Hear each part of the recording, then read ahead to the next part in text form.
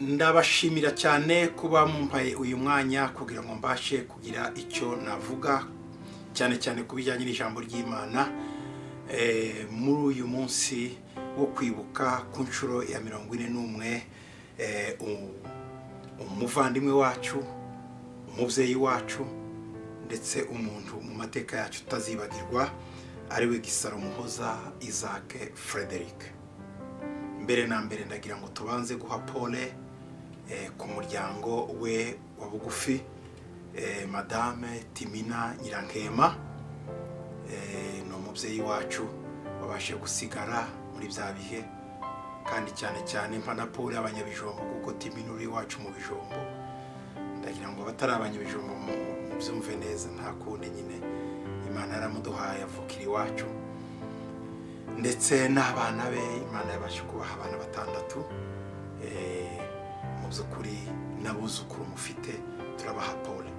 Kongera guha pole umuryango wose w'abadahurwa, uwo muryango namwe mwatubyariye intwari ikomeye, namwe mukomere. Nanone ngaha muri rusange pole abanyamurenge bose aho muri, kuko Gisaro ntiyari uw'abadahurwa gusa, ahubwo yari umunyamurenge. Ngaha na pole kandi abanyekongo bose. Gisaro ntiyari umunyamurenge gusa, ahubwo yari afitiye runini igihugu cyose cya Kongo, ndetse atari na Kongo gusa n'ibindi bihugu bitandukanye. Rero mu by'ukuri twabuze umuntu ukomeye. Uyu ni umwaka wa 41. Ndashima Imana ko icyo gihe nari impari, nubwo nari nkiri mutoya. Ndibuka twumva igikuba, icyo gihe ababyeyi bacu bararize turabana tubireba. Icyo gihe twari dufite hafi imyaka 9.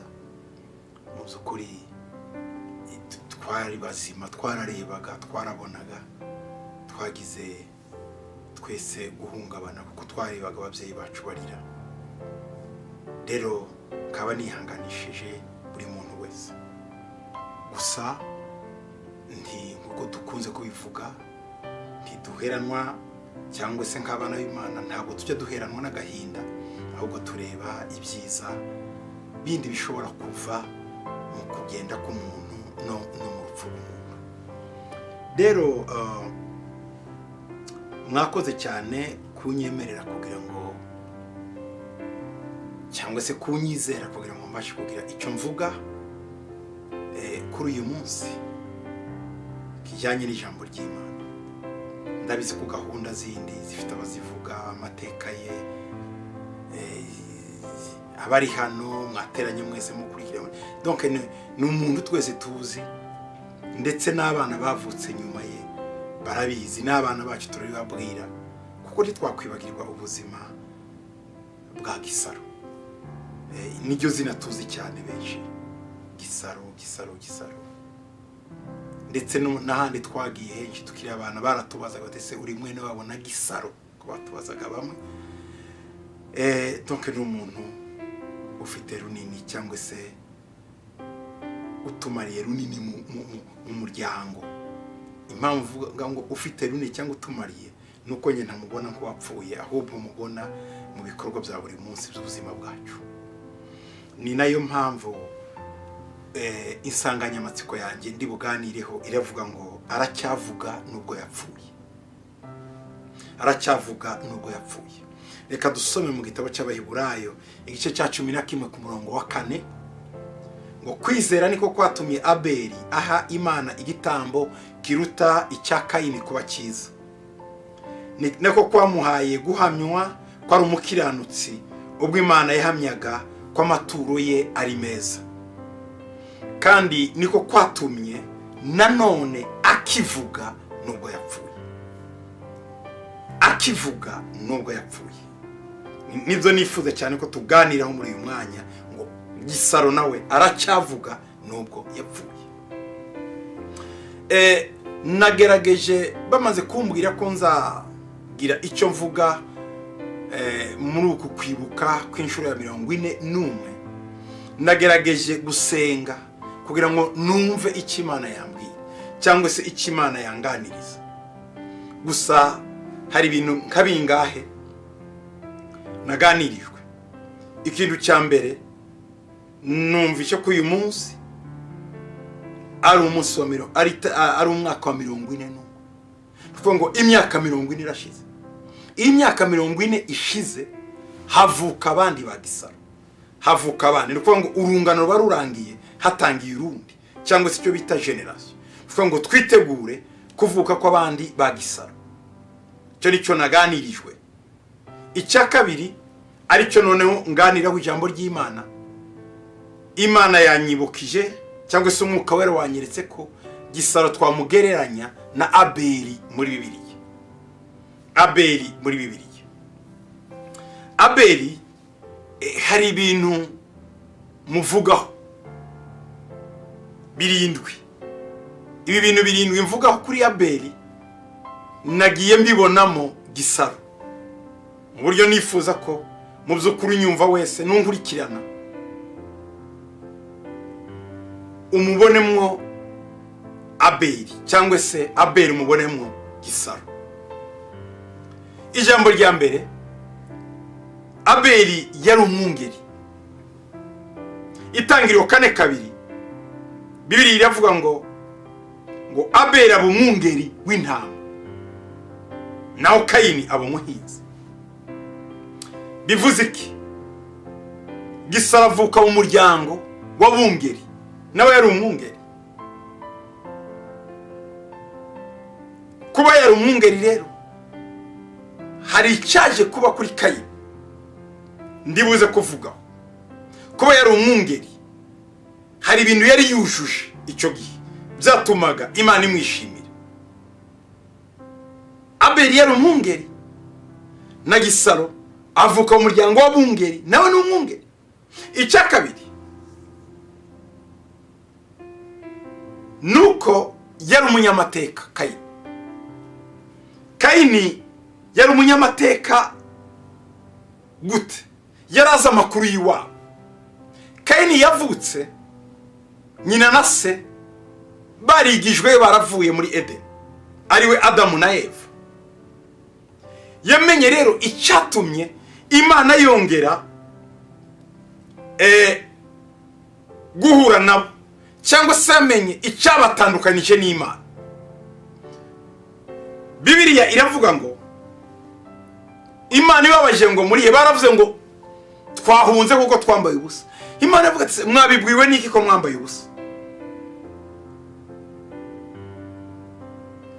Imana iratangara cyane. Hanyuma Imana iza kubaga igitungwa kugira ngo babashe kwambara. Imana irabambika, ibambika ubwambure bwabo. Babona ko baraganira n'Imana, irabambika, ibabera umubyeyi.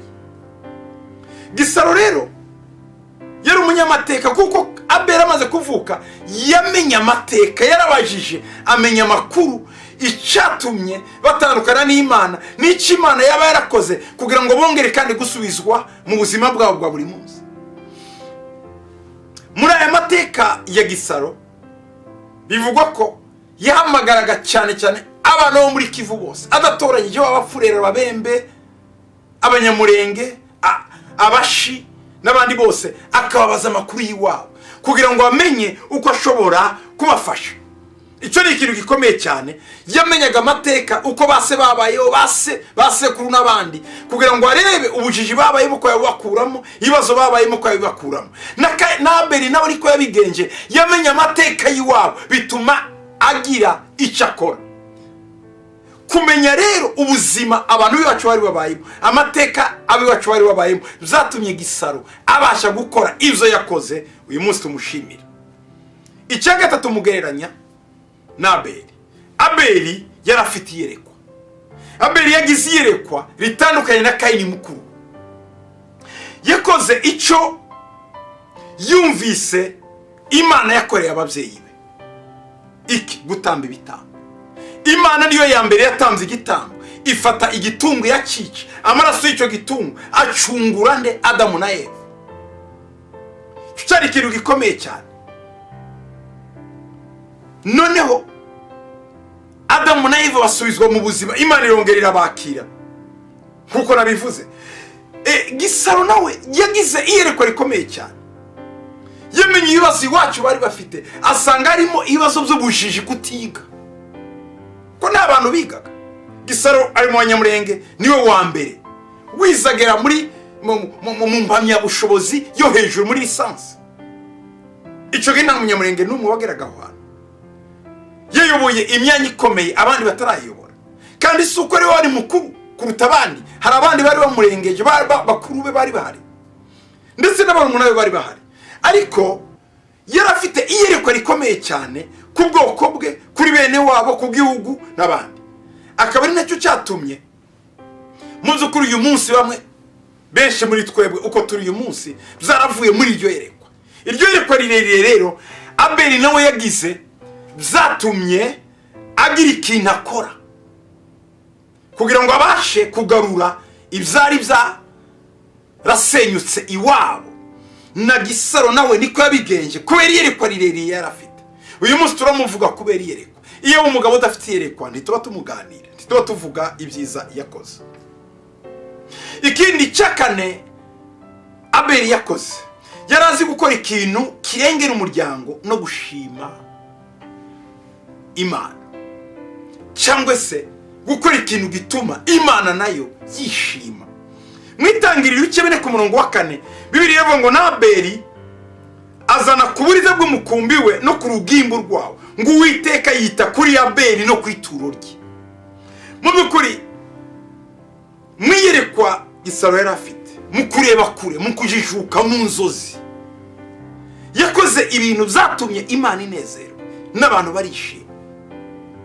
Abantu benshi muri Kongo ariyo Zaire y'icyo gihe bavaga muri Kivu, babonye imyanya, barize barakomera kuko babiheshejwe nande na Gisaro.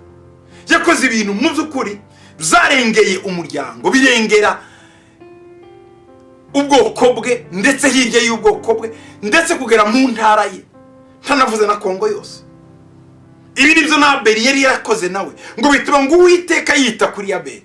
Uwiteka nawe yamuhaye gushimwa n'abakuru yakoreraga, gushimwa n'abakoranaga, gushimwa n'abantu bose. Yari umugabo ushimwa cyane na benshi. Kubera iki? Imirimo yakoraga.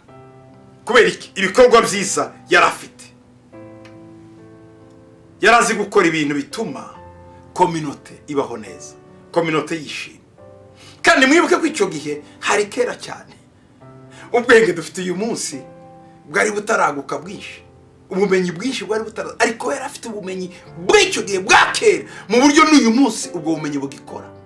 Yari umuhanga, yari umuntu ureba kure cyane. Icya gatanu Abeli yakoze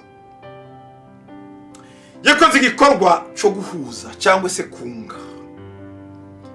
kunga abantu no kubavukanisha. Abeli yamenye neza ko Imana yabazi igitungwa bituma ahinduka umworozi, kugira ngo ajye akoresha igihe cyose ibyo bitungwa, akoresha amaraso yabyo, akoresha iki mu kunga urubyaro rwe, bene wabo, igihugu cyabo yarimo icyo gihe ni Imana. Ni nako Gisaro nawe yabigenje, yahuzaga amoko atandukanye, bakabiwe adatoranyije, atavuze ngo uyu ni umunyenaka, uyu ni kwa kanaka, uyu ni ibi oya. Gisaro rwose yahuzaga abantu bose, yarazi icyo abantu bakunda, yarazi icyo bahuriraho, amenya ko icyo ababyeyi bose bariraga muri Sud Kivu yari amashuri, kugira ngo abana bo bige. Kivu ayikwizemo amashuri, ayinyanyagizemo amashuri hose, kuko icyo nicyo mu by'ukuri yabonaga kizafasha ubwoko, kizafasha igihugu ndetse n'Imana bikayinezeza. Kuko Bibiliya iravuga ngo ubwoko bwanjye bwishwe no kutamenya, ariko abafite ubwenge Imana irabishimira. Yarazi kinezeza Imana ko gushakira abantu ubwenge, abantu Imana yakoresheje kandi yakunze, yabahaye ubwenge. Kandi ubwenge tubukura mu ijuru tukabukura no mu mashuri. Kiri ikintu gikomeye Gisaro yabashe gukora. Kiri cya gatanu nako cya gatandatu Kayini yakoze, cyangwa se cyamurangaga, ko ari ukwizera abantu. Yizeye Kayini ibyo amubwiye byose, tujya aha akahajya, tujya aha akahajya, kugeza igihe amwishe.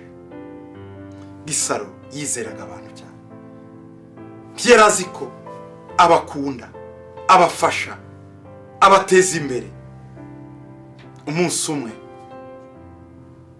bahindukira ubwoko bwe, bahindukira bene wabo, nawe ubwe ubuzima bwe bukamuvamo. Birababaje cyane. Yizeye abantu. Amakuru twumva kandi byenda ntakidahishwa bizanamenyekana nuko yishwe. Yarishwe. Ayo ni amakuru twumva. Ariko ababikurikirana nabo ndi babagize nabi kumenya impamvu uyu mugabo ugira neza yapfuye buri. Abeli yishwe na Kayini, mu bantu yagiriye neza, umuvandimwe, kuko yari amwizeye. Ni nako Gisaro nawe yishwe n'abo yari yizeye, yakundaga. Ikindi cya karindwi, Abeli yarapfuye ariko aracyavuga. Yapfuye angana ate Abeli? Yapfuye akiri muto, nta bana yasize. Gisaro nubwo nawe yasize umugore n'abana, ariko yarakenyutse, kuko abangana na Gisaro uyu munsi baracyariho, turacyari kumwe. Yarakenyutse, na Abeli yarakenyutse. Gusa Imana ishimwe ngo Abeli yarapfuye ariko aracyavuga, na Gisaro yarapfuye na n'uyu munsi aracyavuga. Ese Gisaro avuga gute? Ibikorwa bye turabibona. Imyaka hafi nk'icumi nafashe urugendo, nari kumwe n'abakuru banjye bombi, Azariya na Rubeni nyakwigendera wagiye, na mushiki wanjye Konso nahoze, tujya Uvira, tujya mu Gasenga. Twari tugiye kureba aho navukiye, ariko tujya no kureba imva ya Gisaro. Kuri mu Gasenga kwitoro rya Sepake, aho niho iyi ntwara iryamye. Nahise nibuka ikintu ndaho, navuga uyu munsi amashuri benshi twize, imyanya twabonye, amazina dufite uyu munsi, izina ubwoko dufite uyu munsi, kumenyekana tuzwi uyu munsi, n'uyu mugabo uryamye. Ibyo byankoze ku mutima. Uyu munsi ngira ngo twongere tubitekerezeho nawe. Yarapfuye ariko aracyavuga. Aravuga, avugira muri wowe, avugira muri nge, mu bikorwa, avugira mu bana yasize, mu mugore yasize, mu buzukuru afite. Ntabwo Gisaro azibagirana. Uko Bibiliya itibagiwe Abeli, ikimuvuga n'uyu munsi, kandi kivuga ngo nubwo yapfuye aracyavuga, niko natwe ubwoko bw'Abanyamulenge ndetse n'Abanyekongo muri rusange tutazibagirwa Gisaro. Wahuje abana kabunga. None uyu munsi dufite ibibazo bikomeye. None uyu munsi turarwanywa na bamwe yagiriye neza n'abandi. Ndagira ngo muri ministeri Abeli yarafite harimo no kunga, na Gisaro nawe yarayifite. Reka dukomeze ibyo, twiyunge, amoko yacu yiyunge, Abanyekongo biyunge. Ikibazo si Umunyamulenge, ikibazo ni Satani. Uko abantu babitekereza, Umunyamulenge ni umwanzi, Umunyamulenge ni mubi, umupfurero, umubembe, umushi, umunyindo, ni Satani ibiri inyuma biriya byose kugira ngo bashe kuducamo kabiri.